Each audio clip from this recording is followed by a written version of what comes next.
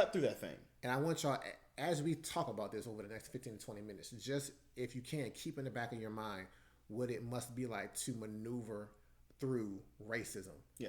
And then compare that to what we're saying we have to maneuver through in what we call Pharisaism. Because when I asked the Lord, as I was explaining it to my mom and my sister, I'm like, what is this called, Lord? And he said Pharisaism. And I went and looked it up.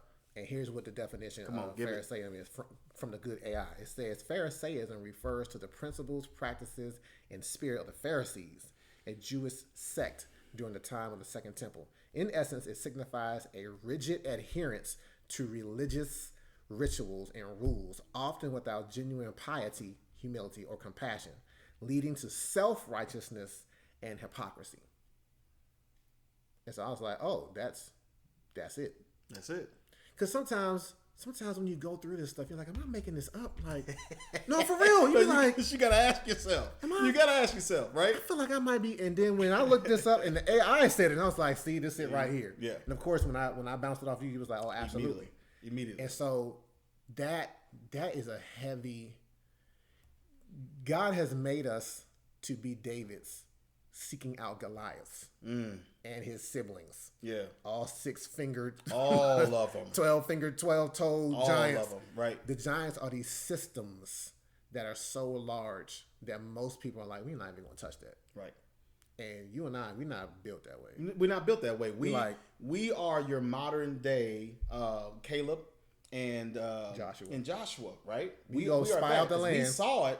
And we recognize that the system exists. Mm-hmm. We can see the giants. Mm-hmm. We know the danger is real. We're not denying that the danger ain't real. But what we're not going to do, though, is say that it is greater than our God. Or the promise that he gave us. Because the other 10 tribes came back with an evil report. Yes. And said like, oh, it's too big. It's like, nah, but the Lord promised us otherwise. Right. So I'm going to stick with what the Lord said. Stick with what the Lord said. I don't care what's in front of me, though. And so, man. And they came back. They came back with grapes they had to carry on their shoulders, bro. So they came back with fruit from the land. Yeah. Fruit of the land, okay?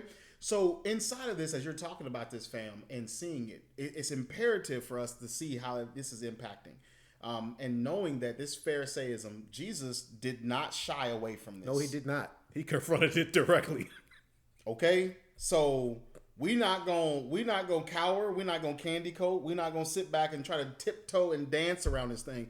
Jesus confronted this thing head on.